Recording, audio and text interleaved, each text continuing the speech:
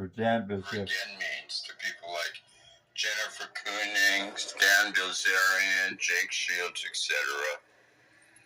Those that inherently just hate Jews for whatever reason. And at this point in time, I don't even give a fuck what the reason is. Now first, let me explain what my position is, and I know exactly what Israel's position is, okay? Yes, I've got cousins in the Mossad. Let me explain to you quite simply how it is with me personally. I personally, because I go to the gun range a lot, I have a private gun range I use outdoors. I'm not going to say where it is, but it's on county property. It's in a canyon, about 30 minutes from my house. Now, what am I gearing up for? I'm gearing up. My assault rifle and my 4 pistols are gearing up for what? I'll tell you what we're gearing up for. A physical attack on me by anybody, particularly anybody that's coming after me for being Jewish. I'm warning any of you, whether it's Dan Bilzerian, Jake Shields, jenniferkings02, or anybody else, you come after me in a physical way and hurt me, I will use force against you. Now, in some states, the force has to be equal. Like if you attack me with a knife, I have to attack you with a knife. If you use your fists, I'm not supposed to shoot you. Things like that. Well, at my age of 68, I really don't care about any of that shit, quite frankly. Because if you come after me with fists, obviously at my age, it's going to be harder for me to counter that. So I will shoot and suffer the consequences. And if at age 68 a judge decides to give me life in prison, which he won't, what do I give a fuck? I'm going to be dead in 10 years. So I've got all the motivation in the world. So let's say some 30-year-old comes up against me and we're going to have a shootout. He or she has more to lose than I do as far as time on the clock for their life, right? So it's not going to have much effect on me. Imagine when I'm 80 years old. I'm even going to feel even more strongly that way. So I'm warning all Jew haters, if you're in earshot of this video and you can hear my words, if you want to come after me, do it. But I'm always legally driving around with a 380 in my car or 9mm. All legal because, first of all, it's legal to carry a gun in your car as long as the ammo's separate because, for various reasons, if you go to a shooting range or something. So that's number one. Any Jew haters or anybody else that comes after me, especially with a weapon, or even without a weapon, you're going to be in deep, deep shit, okay? That's just a fact. At this point in time, I'm not saying I'm chomping at the bit to shoot Jew haters, but I'm chomping at the bit to shoot Jew haters in self-defense, okay? So I dare anybody to come at me, whether it's Jake Shields, who's half a queer, Dan Bilzerian, who's a soy boy, doesn't matter. And we know Dan Bilzerian's very close to losing that mansion of his. He's so fucking close.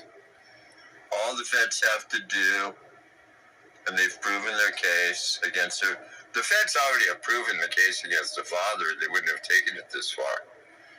They know that Dan's money came from Daddy for Ignite. They know Ignite was just a fake bullshit shell company to both hide Daddy's money and wash it. It's called money laundering. Or mean, the company was also set up as a sham to pretend they're selling fake products and shit like that, when in reality it was used to launder Daddy's dirty money that he owed the SEC. Dan even admitted to that. And also, even worse, when they took the company public, they created a bunch of fake invoices saying that they sold all this product to different distributors and wholesalers or whatever, to try to make it look like their financials were 5-10 times better than they really were. They lied. They had the accountant lie. They backdated invoice. They made up fake invoices, the whole thing, to give the impression that the company was doing better than it was. Why would they do that? To drive the stock price up. Well, now their stock price is like 50 cents a share, and the feds are going to take that money. But it went up to as much as $5 a share, and at that time, Dan Bilzerian's 67 million shares he had, which was like 51% of the company, was worth something like $300 million. That's why he was bragging about becoming a billionaire. But when the stock price dropped to 50 cents, all of a sudden that 300 million dropped down to about 35 million, and now the feds have their fingers all over that. You can't touch it. It's frozen.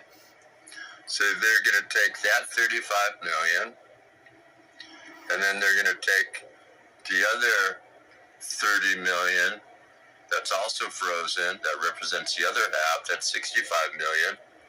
Then they're going to take the $25 million, $20 million mansion, that's 85 million. And they're still going to be $100 million away from what Dan's daddy owes the SEC, which is $180 million. Now, I know Dan's going to say this is a Jewish plot, but it's a plot him and his father were all in on. Now, we're going to look at the whole logic to the thing. He sued his father, not for money, because he knows his dad has no money, or he does have money, but he's hiding it. But it doesn't matter, because even if Dan would have got a $20 million judgment against his father, he would never have got paid on that. Why? Because any money his daddy has, the SEC is going to take towards the $180 million fine that he owes. It was $65 million, and with interest and penalties, it's been jacked up 3 times to $180 million. Okay? Okay, Danny boy? My 20 years experience working on complex business litigation for Joseph Cotchett Jr., Bill Larack, and Bill Price of Quinn Emanuel. Look them up. 3 of the greatest trial lawyers in the history of mankind. These were the people I worked for. So you know, they only work with guys like me, top in the world at what I do. So I know the scam, Dan. So why did he sue his dad then? You know, why would he pay lawyers to sue his dad? Quite simply, because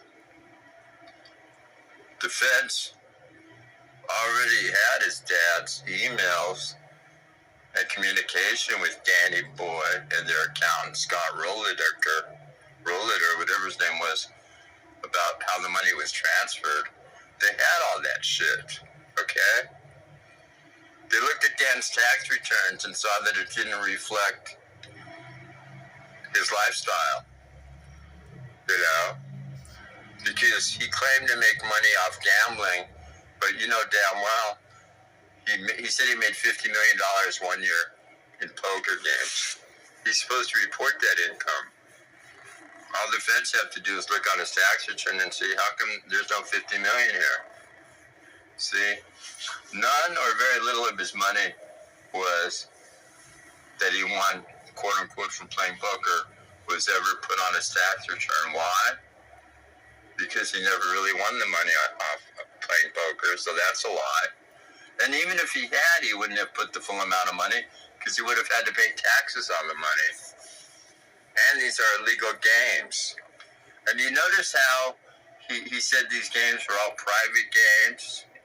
Because there's no records of private games. If these games had been played in casinos and he won money that way, there's all kinds of records, there's cameras, guys are taking out markers, there's a paper trail. But when you play a private poker game, there's no paper trail. And if Dan tries to bring in some millionaire or billionaire that he claims he won money from, you think that dude's going to testify and say he was in a private poker game and lost a bunch of money to Dan Bilzerian? Fuck no. These are illegal poker games. It's illegal to have a poker game. Now, is it illegal to get a bunch of friends together and play poker for, like, you know, where the chips are worth $1 or $2? Not really. Or if it is, the feds don't care because the money's so low, it doesn't matter. But when you're playing poker, because even if you win $20, $30, you're not going to pay taxes on the money, it's so low. But when you're playing for millions of dollars, they want the tax money because it's winnings. And then that's when the games become illegal. And I guarantee you, he didn't list any of that. Now, if he would have listed some of the money in poker, would it have still helped him? Not really. Well, if he would have made money in poker, listed the money in poker on his tax returns, and then paid taxes on it, it would have been just a tad harder for the feds to nail him. But the fact of the money is, the way the government works, even let's say he had listed $10 million in poker, if they can still prove that any of the money for his house or anything else, or if they could prove any money at all came from his trust fund that his daddy set up for him, or money just was transferred to his dad out of the trust fund from his dad's accounts through various shell corporations, he would still be in deep shit. Here's how bad it is for these guys. If 90% of Dan's money would have been made, let's not even say poker, let's say 90% of Dan's money would have been made legitimately from the sale of some products or that he was getting as an Instagram king or Figula, and he was getting money for advertising products. Even if 90% of his money came that way, and if only 10% came from daddy's illicit funds, they're illicit because they belong to the SEC, guess what would have happened? The feds would have had, if any tainted money is used to give to Dan or to purchase a house that Dan, let's say, bought, that money's tainted and it's commingled with his legitimate money. The feds don't give a shit. They don't just take the 10% that was tainted and let him keep the 90%. There's a law that says they can take it all. They don't have to sit there and sparse up and figure out what's what. So let that be a warning to you people. Let's say you're a drug dealer. I'll give you an example. And you buy a house, and 90% of the house was bought with money you earned at a job, but the other 10% was used with your drug proceeds, your illicit sales of drugs. They take everything. They don't just sell the house and say, oh, you can keep 90% of the money, we just take 10%. They take it all. Why? Because the money's been commingled now. Now, in Dan's case, it's even worse because the house in Vegas was purchased by Ignite, okay? And listen to this scam, folks, because I don't want you to do it and be stupid like Dan. Ignite purchased the house, and where their companies, at the time the company was private, it wasn't public, but it doesn't matter. If it would have been public, it would have been worse, but even being private, it's just as bad. You're not just supposed to take money from a company and just buy an executive or the CEO or the fake CEO of the company, Dan Bilzerian. You're not just supposed to buy them an $8.5 million house. That's not how business works. And in a publicly held company with stock, that's even worse. So what happened was they created a scam to make it look kosher. They bought the house with Ignite's money, aka Daddy's money, for $8.5 million in cash. Okay? In 2018. Then what they did was they set up a promissory note, which is basically showing this was a loan, and he's got to pay it back. The promissory note was for $8.5 million at 5% interest, and if you extrapolate that over 30 years, Dan should have been paying back $45,000 a year, a month. Okay? On that loan. It would have cost him in other words, if it was a legitimate promissory note, Dan at 5% would have had to pay back $45,000 a month to pay the promissory note back over 30 years.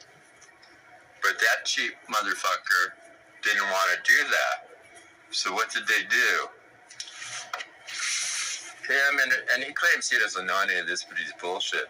His father and his accountant figured out a cutesy little way to get him out of paying for that.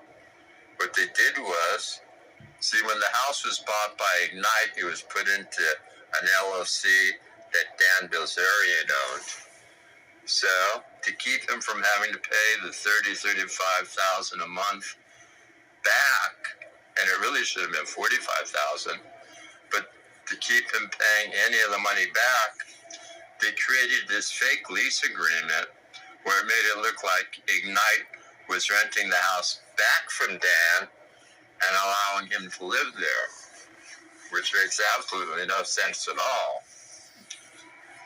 Unless it makes no sense and it's not even legal. And here's why it doesn't, but here's why they did it. This way, with just a promissory note and no leaseback agreement, technically Dan would have had to come up with $35,000 a month to pay that loan back. But even the $35,000 would have been short by $10,000 or $15,000 a month because the loan should have been paid back if you figure it out. Just go into AI and say, AI, if I have an $8.5 million loan at 5% interest over 30 years, what's the monthly payment? AI would tell you $45,000. So Dan was even paying $10,000 to $15,000 less, which means there's no way he would have ever been able to pay the principal and interest back on that loan. So he did it for the mere fact that by creating this illusion that Dan was renting the house back from himself.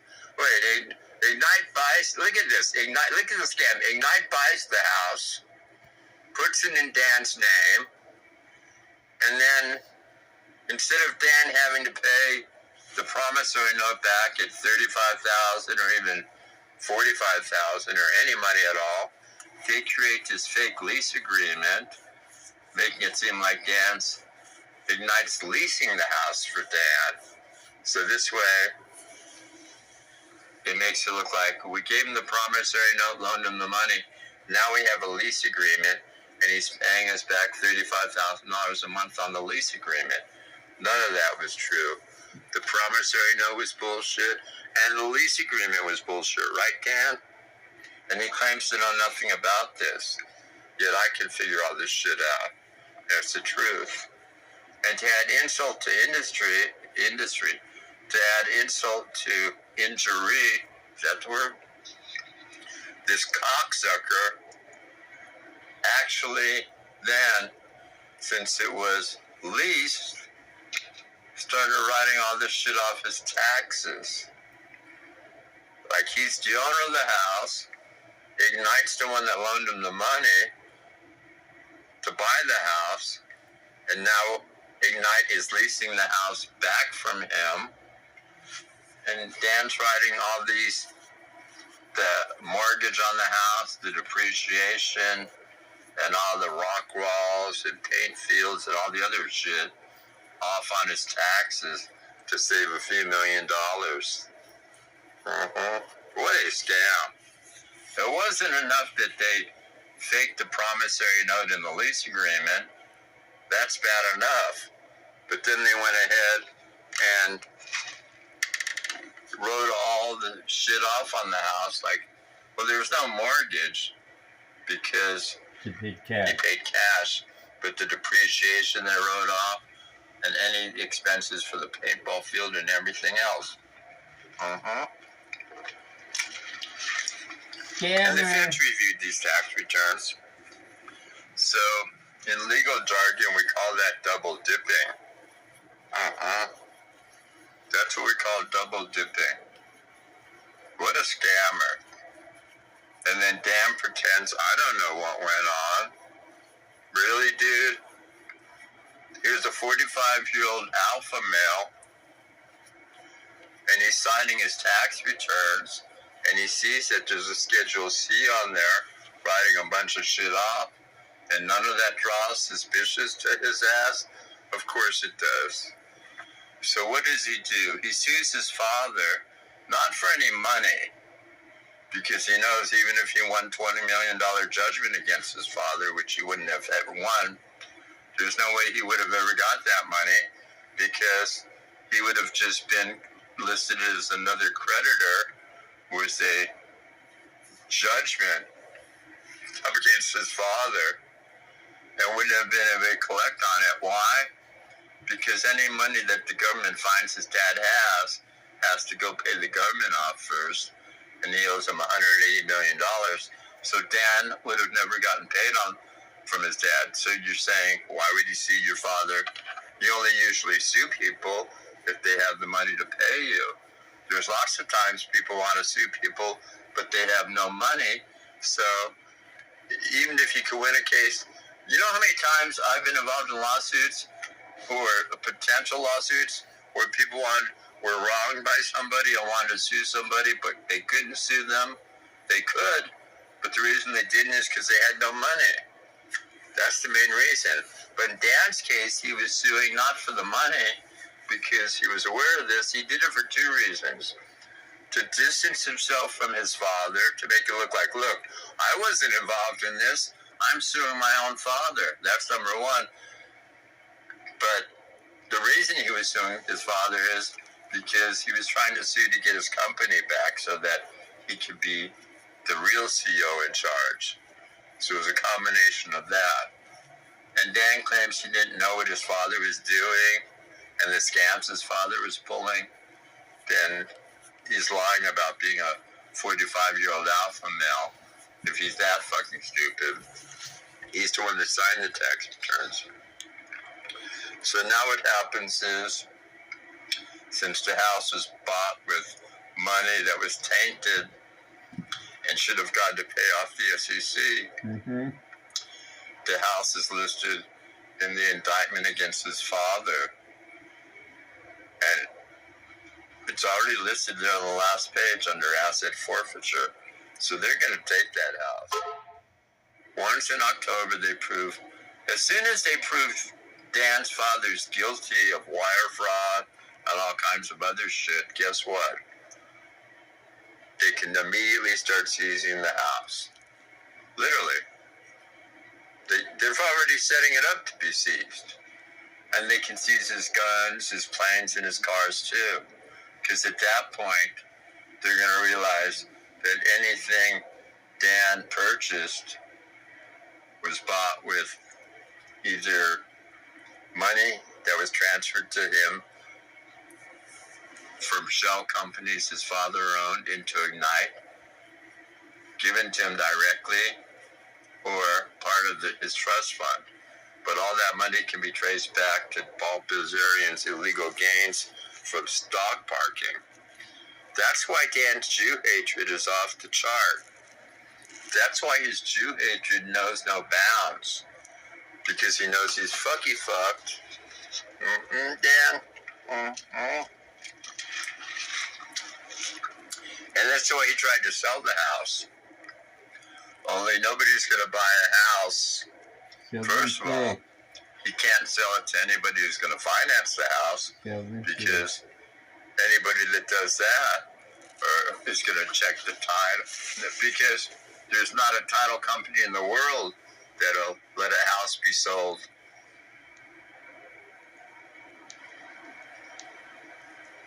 Even if cash is paid, because they're going to see it's tied into a federal indictment and set up for asset forfeiture. What Dan's hoping for is some dumb motherfucker, rich Arab motherfucker who's stupid as shit. Or not just Arabs, but anybody who's dumb enough. He's hoping somebody's stupid enough and has enough cash to pay cash for it to avoid the title shit or financing. Because nobody's going to finance his property anyway. Some guy would have to pay cash for it.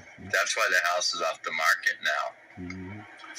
Now, when Dan sued his father to try to distance himself from his father, what did this pussy do?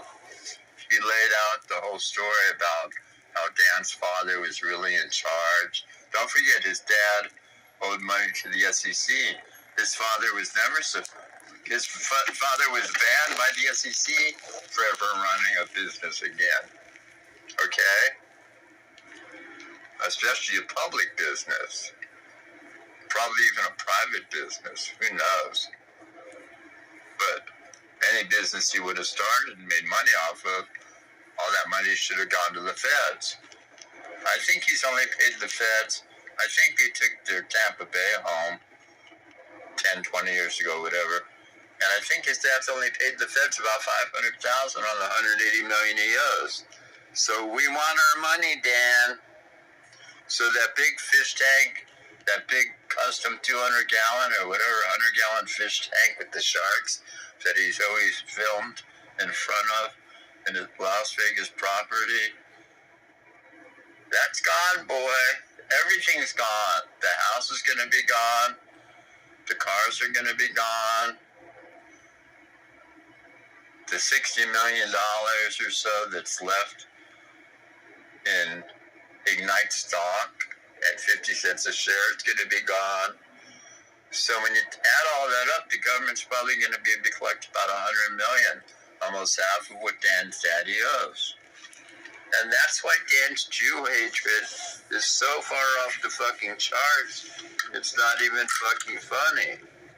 So Dan, the day they take your house, I'm gonna eat 4 grams of shrooms, smoke some DMT, and drop some acid as a celebratory party. Because, dude, you're already fucked. And I can tell, the more he hates on Jews and screams about us Jews and Jewish supremacy and all this bullshit, the more the thumb screws are being tightened around this dude, and the more he knows he's fucked. So I can tell, watch, as soon as they take his house next year, his Jew hating will be so far off the fucking charts, it will be ridiculous. So fuck you, Dan. Fuck the donkey you rode out into town on, and fuck the donkey in the ass by another donkey who you rode into town on. My Fagala friend.